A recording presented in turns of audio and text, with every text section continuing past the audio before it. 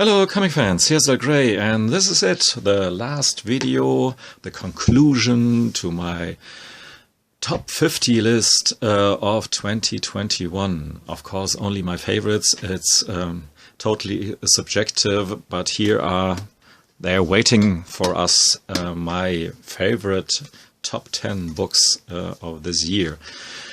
But before I talk about these, I just wanted to quickly mention all the other books, or some of the other books that I just couldn't include in here because, yeah, I haven't read all the Blade of the Immortal deluxe editions, beautiful books, of course.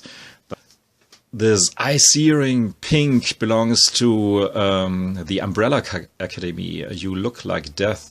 This was, I guess, somehow in the back matter of the real Umbrella Academy books, but it looks very interesting.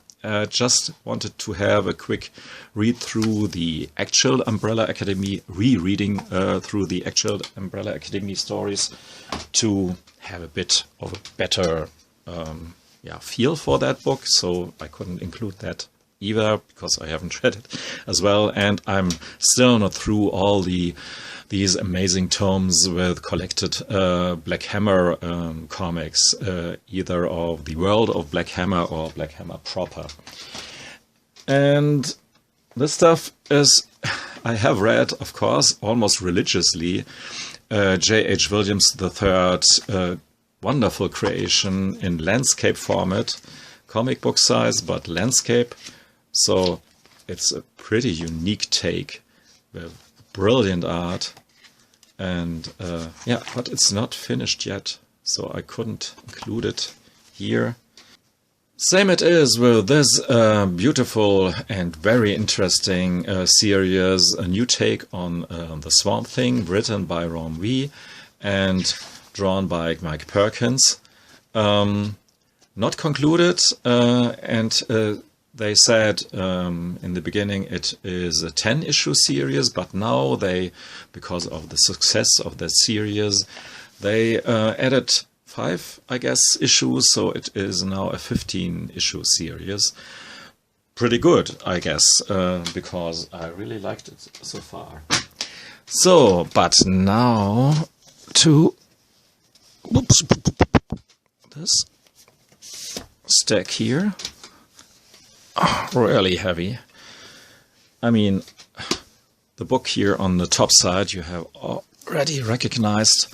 It is the Madman Universe or Madman-verse Library Volume 1 by Michael Allred and the other Allreds involved.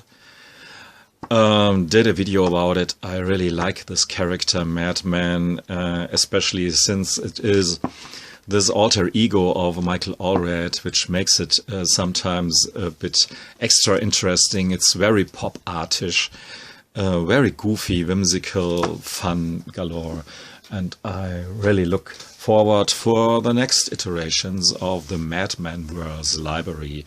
So this is my top, my rank 10 in this fave list here. Rank 9. We have another book that I've spoken in length about in my Richard Sala video, Poison, Flowers and Pandemonium. It's a collection of stories that were left in Richard Sala's drawers somehow, and it's just Richard Sala goodness all over with his amazing colors and whimsical cartooning. The usual cast of pulpy characters and the Red Cardinal here, and lots of pin-ups even in between, and in the end strange, bizarre future adventures, a bit demented James Bond with even more girls than a James Bond movie. Highly recommended. By Fantagraphics. Did I mention that the Madman Library was or is published by Dark Horse? Well, like in the last couple of years, not one of my favorite lists would have been complete without one of these beautiful tomes by Fantagraphics, the complete Crepax. This year's theme was dangerous liaisons, dangerous love affairs, not only by our main protagonist Valentina, but there are adaptations of the memoirs of Casanova as well, and Venus in Furs. So they are not necessarily in chronological order, but nevertheless we arrived in the 80s now. So Valentina is supposedly 38 or almost 40. In the first story, she ponders about cheating on her man Rembrandt and finally do so. The story aged maybe not as good as other Crepax stories. Then we have a love affair, a lesbian love affair with some German heiress.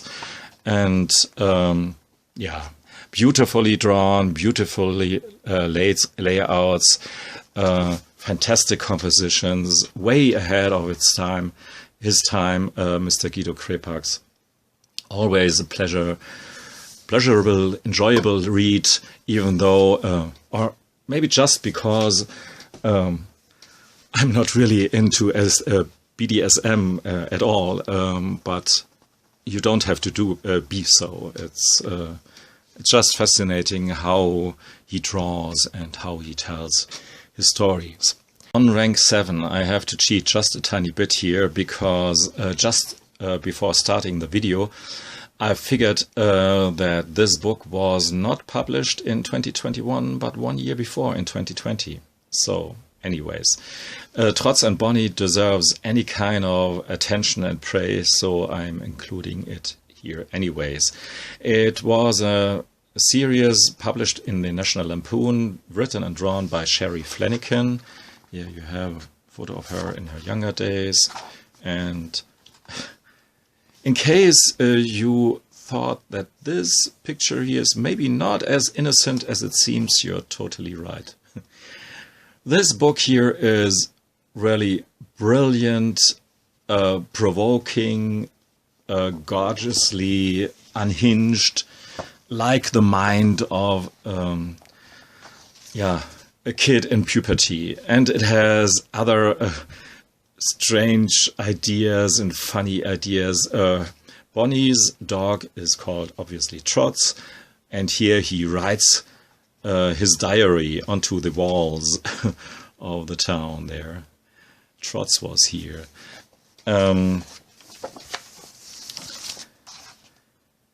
And even a seemingly innocent band probe jam session isn't as innocent as it seems when you look at the text there. I could only imagine that this story here, or these stories, would really be a lifesaver if you read it during puberty, because you would figure that you're not the only kid in town with just a crazy mess in your head, the hormones raging and all that kind of stuff. And this is here really,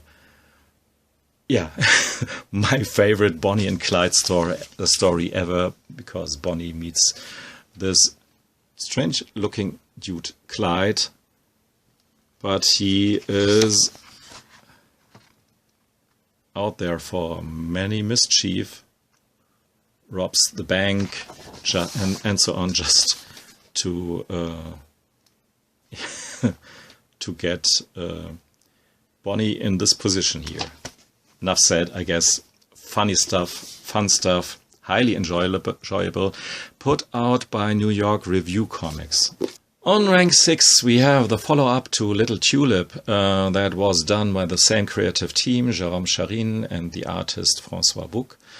New York Cannibals, and this is a fascinating book. I mean, I love everything that is drawn by by François Bouc, because of his unflinching eye on humanity. I mean, he shows us how ugly we actually are sometimes, but with a really, with an unflinching eye, but still with emotion, and but he has a grip on reality, and even with a story like this one here that has lots of super natural elements involving the mythology around the tattoos, because this policewoman here, this muscular policewoman, is the daughter or adopted daughter of Pavel, a tattoo artist who does magic tattoos, and these tattoos have some certain meaning and power. And so even though these supernatural tropes are not necessarily always my cup of tea, it works totally in this book here. And yeah, check out more of his stuff. Francois' book is always recommended, and especially when he teams up with Jérôme Charine. It's on rank 5. I have a book that I've recently raved about for all the good reasons in the world in my video about Daniel Gigel's works, and this is his biography of Van Gogh. Silent comic stories combined with some text out of his letters to his brother Theo. So I would think it could maybe work with you even if you don't understand German or French, or in whichever language this was published, but not in English, unfortunately. So this cleans a bit the story of Van Gogh and his art and what he wanted with his art from all the kitsch that followed. And yes, I'm including beautiful, wonderful songs like Starry, Starry Night by Don McLean, which I really love, but somehow all this stuff adds up a bit to the sour sweet kitsch with the cut ear and so on. And of course, he refers to that incident here, but in the stark black and white, which is a bit harsh, a bit rough, but that's actually what I think of when I think of the life and work of Vincent van Gogh. And it really helps that we can now cherish this comic in this huge, oversized, lot bigger than the usual European album format presentation. And it's just gorgeous stuff to marvel at.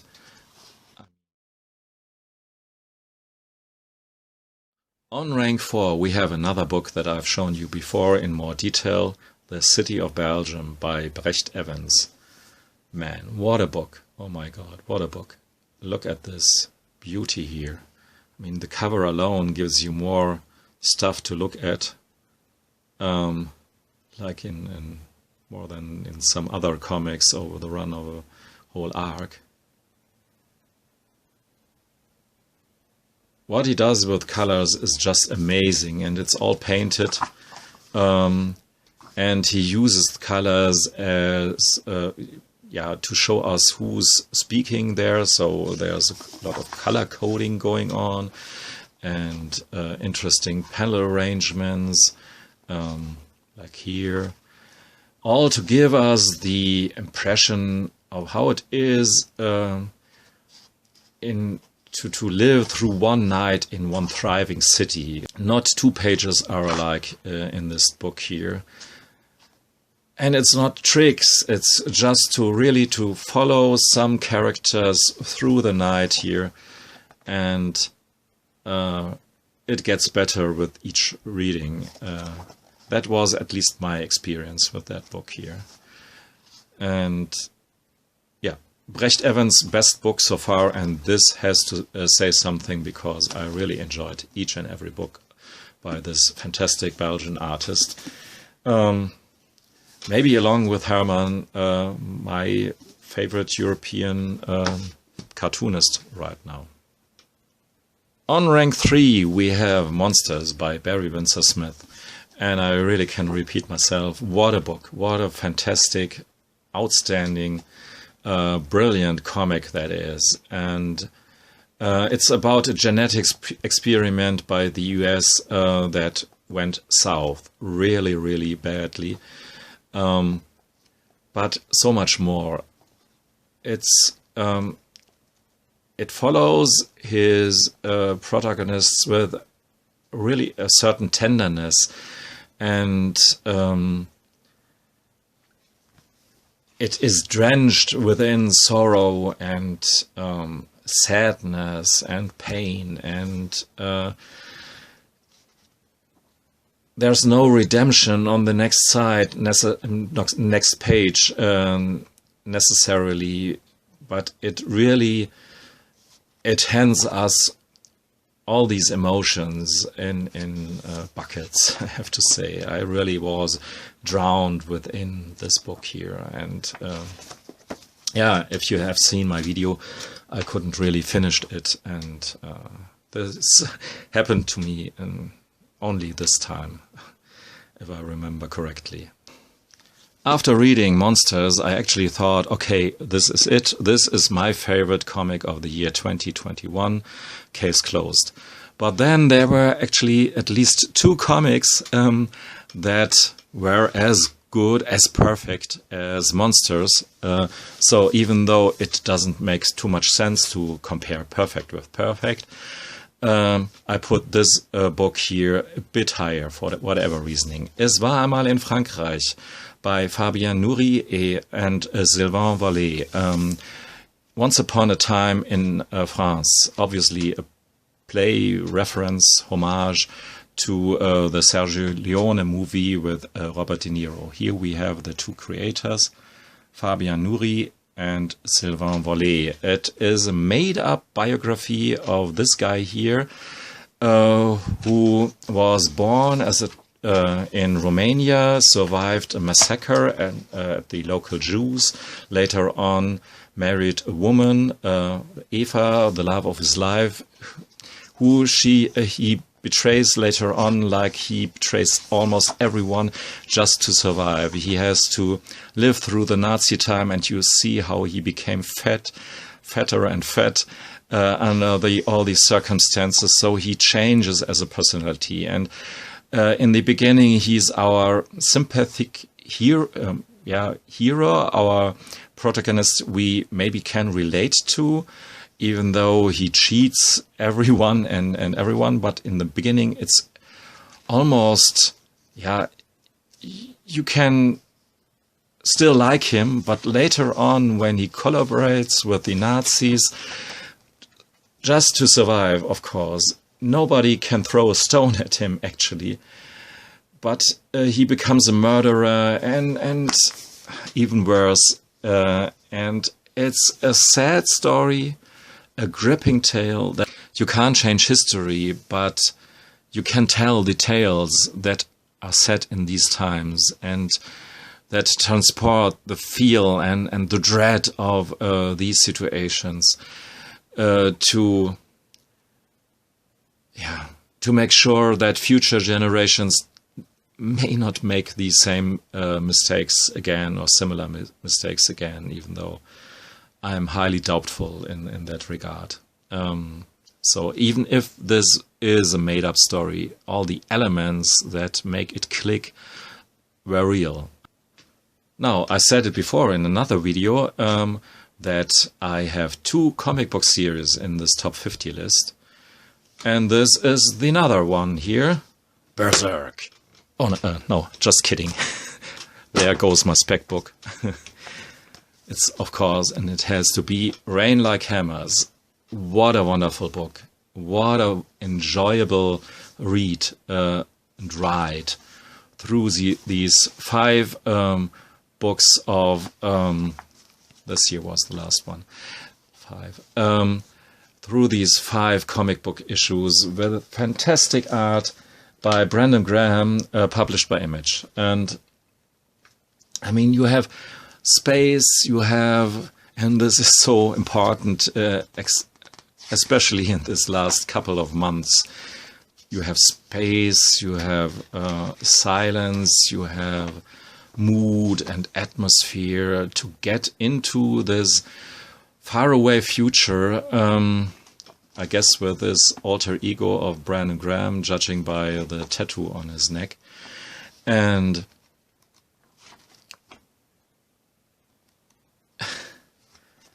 it gives you really the impression to be in this far future world on this planet with walking cities. It's not another one of these dystopian tales. It's not dystopic, even though we have some disturbing events there happening.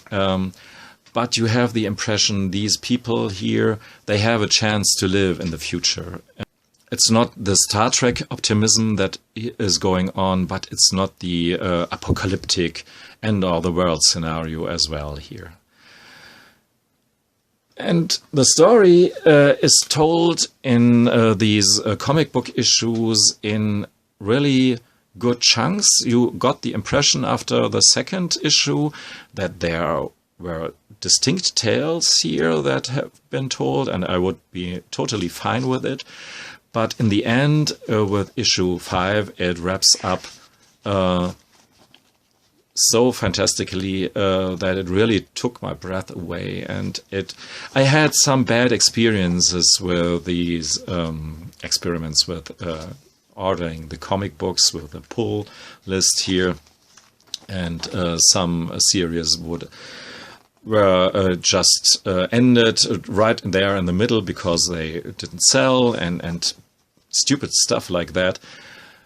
But this series here alone make my comic book buying habit totally worthwhile, even though I cut down my pull list to just minimum, almost just Love and Rockets in the meantime, which I haven't read until the end, so otherwise I would have included here in my top 50, of course, just if you wonder where they are. But look at the stuff here, and you can enjoy Rain Like Hammers because of the detailed scenarios and this world building here. But for the story as well, I think it is just amazing, gorgeously brilliant.